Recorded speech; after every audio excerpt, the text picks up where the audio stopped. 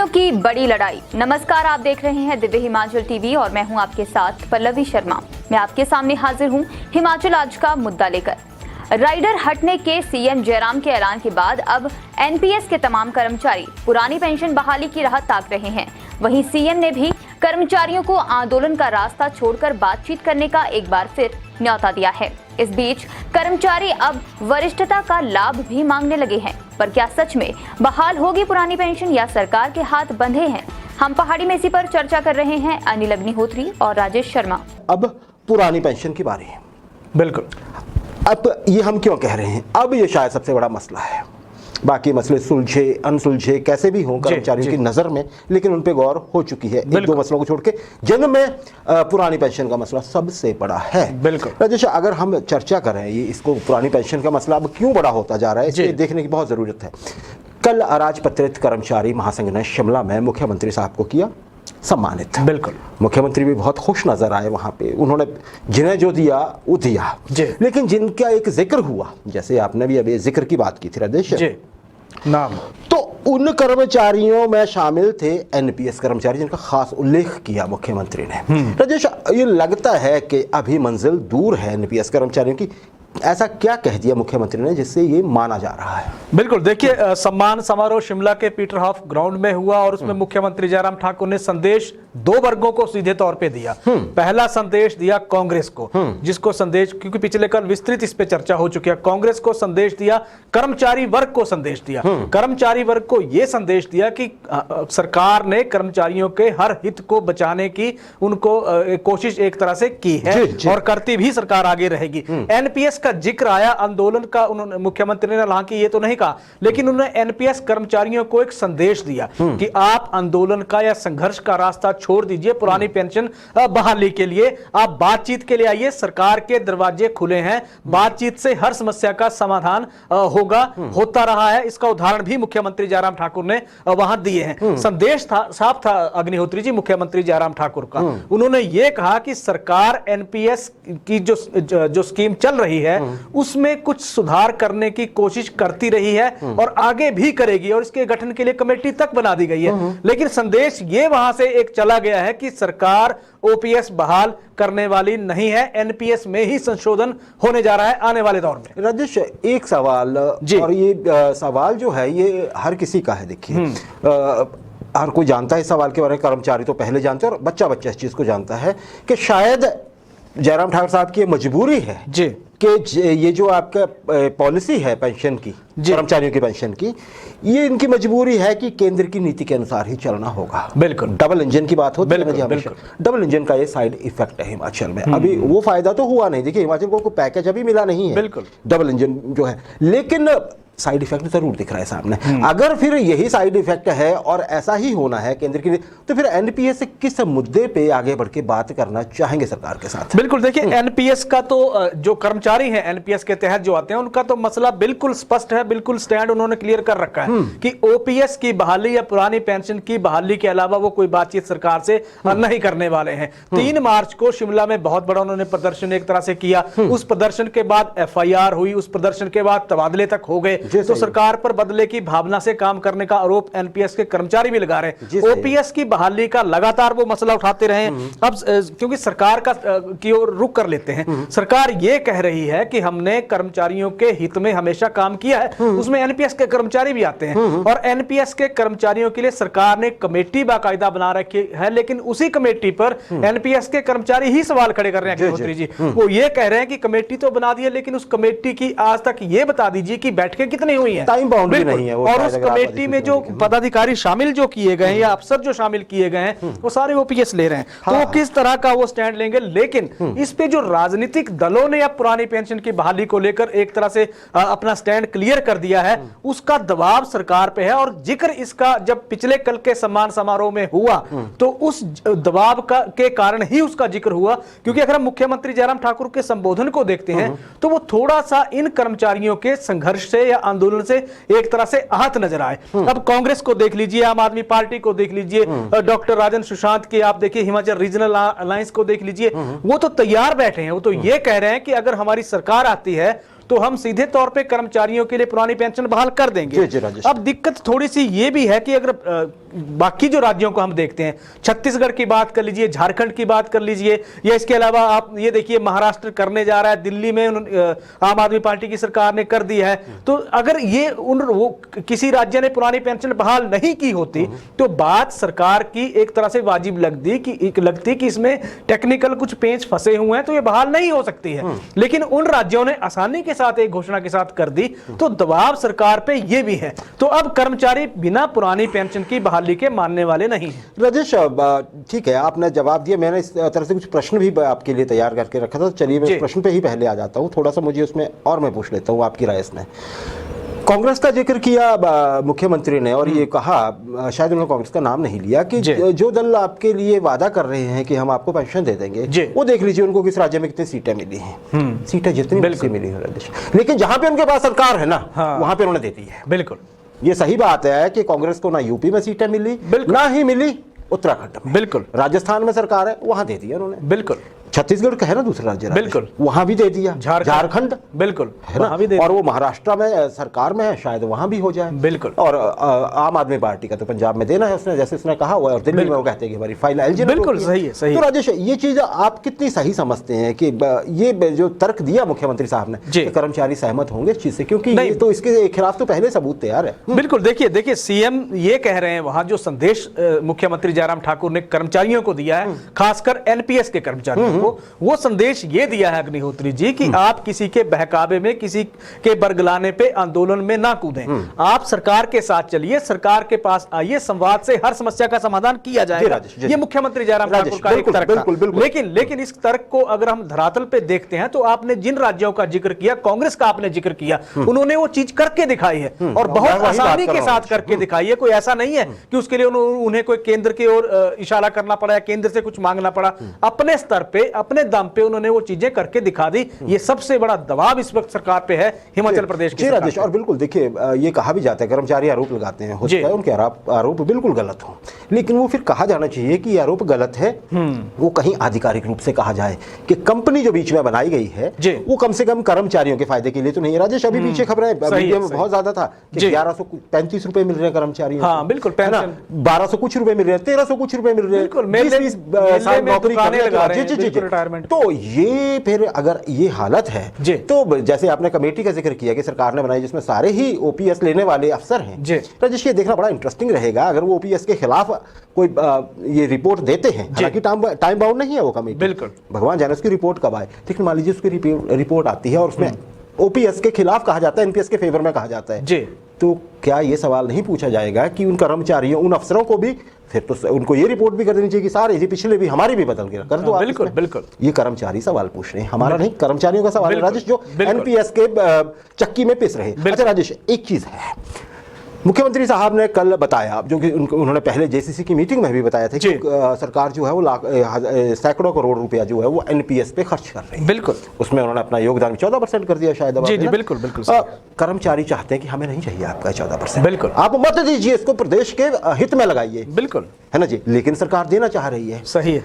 दूसरी बड़ी बात है राजेश की कर्मचारियों ने फॉर्मूला भी सुझाया है कि देखिए एरियर कैसे दिया जा सकता है जिन कर्मचारियों को वास्तविक पेंशन नहीं मिली है, एनपीएस के तहत रिटायर हुए हैं, और फिर आने वाले सालों के लिए भी कैसे किसी भी धन की जरूरत नहीं पड़ेगी और कई सालों तक पेंशन दी जा सकती है। बिल्कुल, हरियाणा यही फॉर्मूला समझ लिया, राजस्थान ने, छत्तीसगढ़ ने और झारखंड ने। बिल्कुल, तो हिमाचल में ये शायद इसलिए नहीं समझा जा रहा होगा कि केंद्र की नीति का पालन करना है। सही है।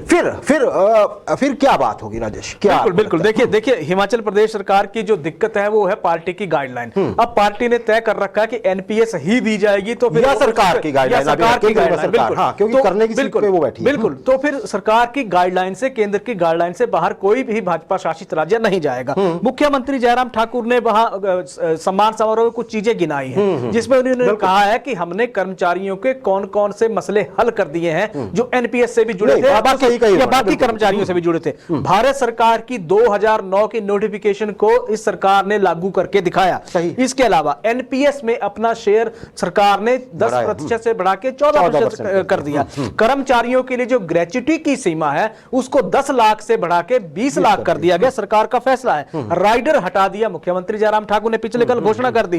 पे कमीशन लागू कर दिया जिसको पिछली सरकार लागू नहीं कर पाई थी। तो इस तरह की और भी कई घोषणाएं, जैसे जेओए की बात हुई, वहां उनको क्लर्क का स्केल दे दिया। इसके अलावा सरकार ने जो क्लरिकल का प्रमोशन चैनल है उसमें सीनियर असिस्टेंट बनने के लिए 10 के बजाय 7 साल का एक चैनल नया तैयार कर दिया। तो इस तरह की चीजें हैं जो मुख्यमंत्री ने गिनाई हैं। अब एनपीएस के कर्मचारी जो एक फार्मूला सरकार को सुझा रहे हैं जिसमें ओपीएस की बहाली बड़ी आसानी से पुरानी पेंशन बहाल हो जाएगी, वो ये कह रहे हैं अग्निहोत्री जी कि ये फार्मूला बहुत आसान है और इसमें जो एनएसडीएल यानी कि जो एनपीएस के तमाम अकाउंट्स को एक तरह से मेंटेन करती है, उसको होल्ड जिन्होंने होल्ड किया हुआ अकाउंट्स को, वो एनएसडीएल कंपनी है और उसके पास एनपीएस कर्मचारियों का करीब करीब 7,000 करोड़ रुपए जमा हो चुका है।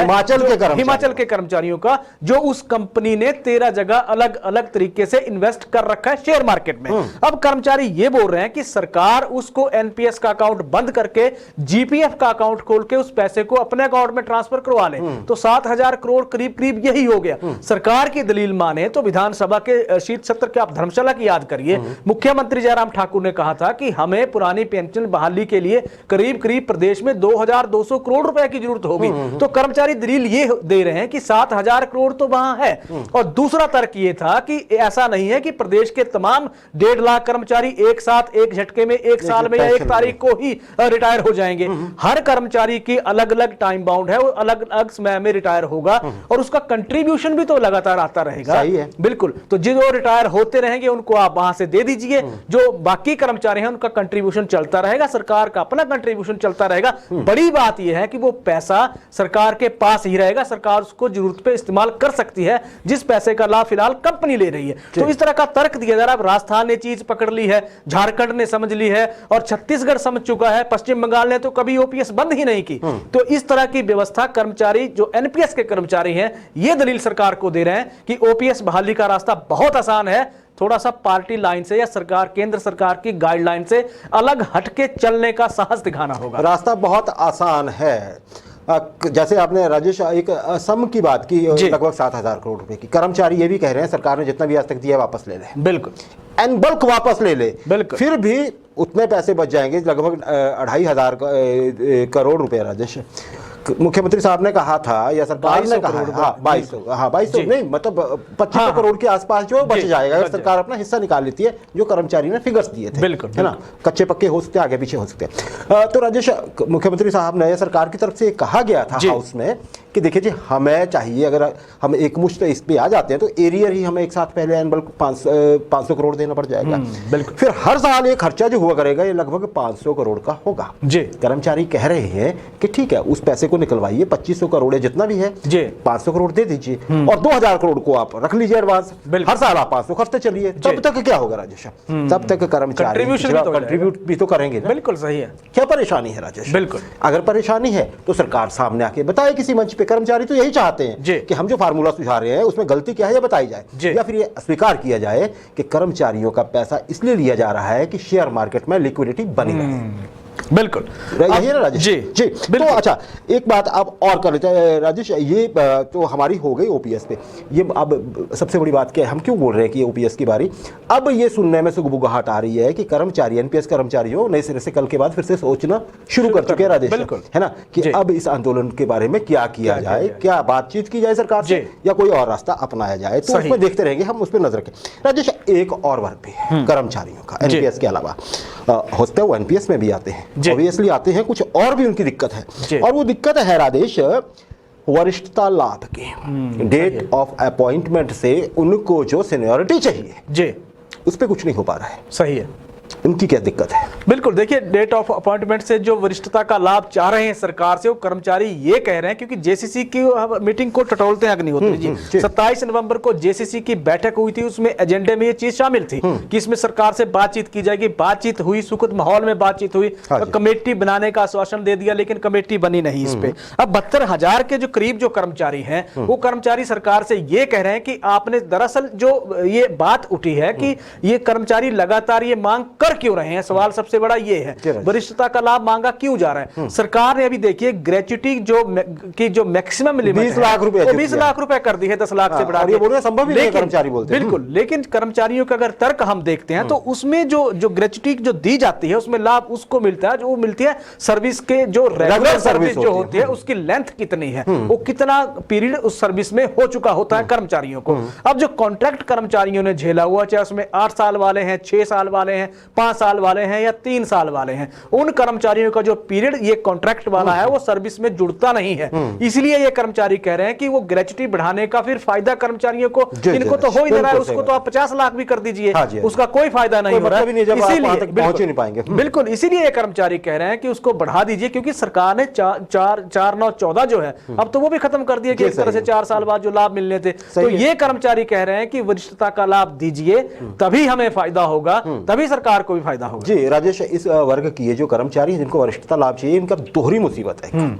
पहली मुसीबत तो आपने जिक्र कर दी, दूसरा ओपीएस मान लीजिए कल को बहाल हो जाती है एनपीएस के बजाय, कर्मचारियों के लिए भगवान करे और सरकार ऐसा सरकार भी मान जाए और सारा मसला हल हो जाए, हम ये चाहते हैं। कल को मान लीजिए राजेश एनपीएस की जगह ओपीएस बहाल हो जाती है, कई कर्मचारी ऐसे होंगे जिन्होंने 8 साल का कॉन्ट्रैक्ट भोगा होगा, कि 10 साल चाहिए होते हैं ना, बिल्कुल यही रूल है शायद ना, 10 साल की रेगुलर सर्विस।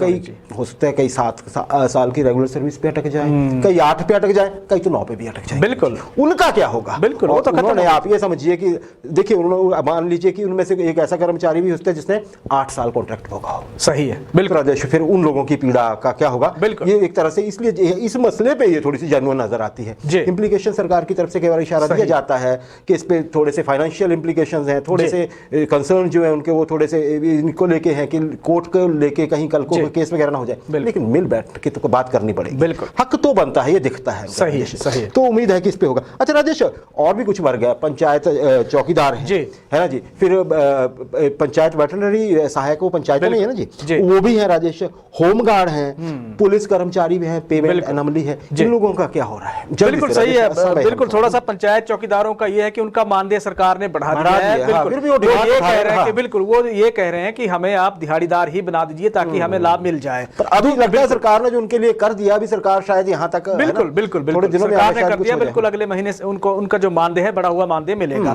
दूसरा जिक्र आपने किया जो पंचायत वेटरनरी फार्मासिस्ट है, ये आर&पी रूल के फेर में फंसे हुए अग्निहोत्री जी। 3.5 साल से ज्यादा कॉन्ट्रैक्ट काटे हुए इनको हो चुके हैं, 2 साल की सरकार ने घोषणा कर रखी है, लेकिन 2 साल वाले क्लियर हो गए, 31 मार्च को अभी वो हो नहीं रहे, रेगुलर हो नहीं रहे। और अब जब तक ये इनका, क्योंकि अभी जब तक इनका विभाग यानी कि पशुपालन विभाग जब तक खुद स्टैंड नहीं लेगा, तब तक परिस्थितियां थोड़ी सी इनके लिए सुखद होने वाली नहीं है। दूसरी चीज आपने जिक्र इसके अलावा किया होमगार्ड का, होमगार्ड का मानदेय सरकार ने अपना शेयर बढ़ाया है, अगले महीने उनके लिए राहत की खबर मिलने वाली है। लेकिन पॉलिसी की जो मांग कर रहे हैं, पॉलिसी सेंटर बनाएगा, फिर वो स्टेट उसको लागू करेगा, वैसा अभी कुछ है नहीं। इस बीच आंगनवाड़ी कर्मचारियों के लिए राहत की खबर आज आई है अग्निहोत्री जी कि इनकी जो सरकार ने मानदेय बढ़ाया था, अब एक आंगनवाड़ी कार्यकर्ता का महीने का मानदेय 9,000 जो मिलेगा, उसकी आज नोटिफिकेशन जारी हो गई है, अगले महीने से वो भी व्यवस्था चल पड़ेगी। पुलिस पेमेंट करेक्शन का मसला लगातार उलझा हुआ था, लेकिन इस बार कैबिनेट में जा रहा है, जो 7 तारीख को कैबिनेट होगी,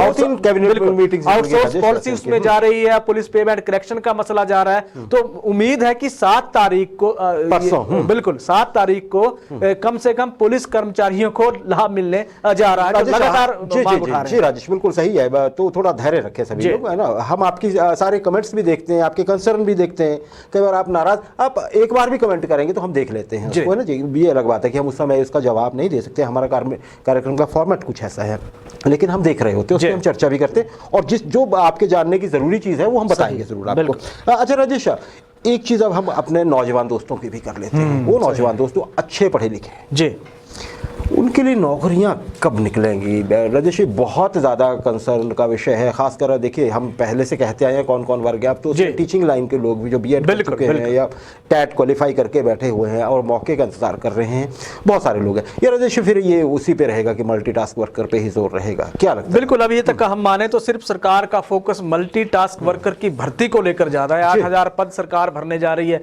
पीडब्ल्यूडी के 5,000 जो पद भरे जाएंगे उसको लेकर भी अब मंत्रिमंडल के एजेंडे में चर्चा उसमें होने जा रही है। लेकिन बड़ी बात यह अग्निहोत्री जी कि बेरोजगारों का आंकड़ा लगातार बढ़ता जा रहा है, चाहे वो आप किसी भी क्षेत्र में देख लीजिए।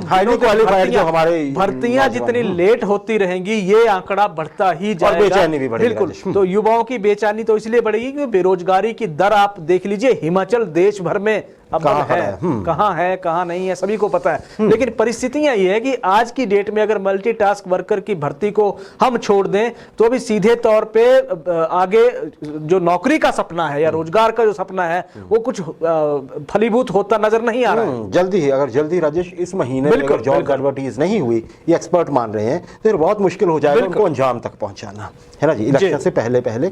तो उम्मीद तो यही रखते हैं, क्योंकि हमारे पास ये बहुत सारे कंसर्न के हमारे पास मैसेजेस आ रहे हैं राजेश, फोन आ रहे हैं और संदेश भी आ रहे हैं। बिल्कुल, तो इस पे हम अगर आगे जहां संभव हुआ तो हम इस पे एक कार्यक्रम करेंगे, लेकिन हम उम्मीद रखते हैं कि ऐसा करने की जरूरत ही ना पड़े। परसों शायद बेरोजगारों के लिए भी कोई खुशखबरी सामने आ जाए, हम ऐसा ही चाहेंगे और सरकार भी शायद यही चाहेगी।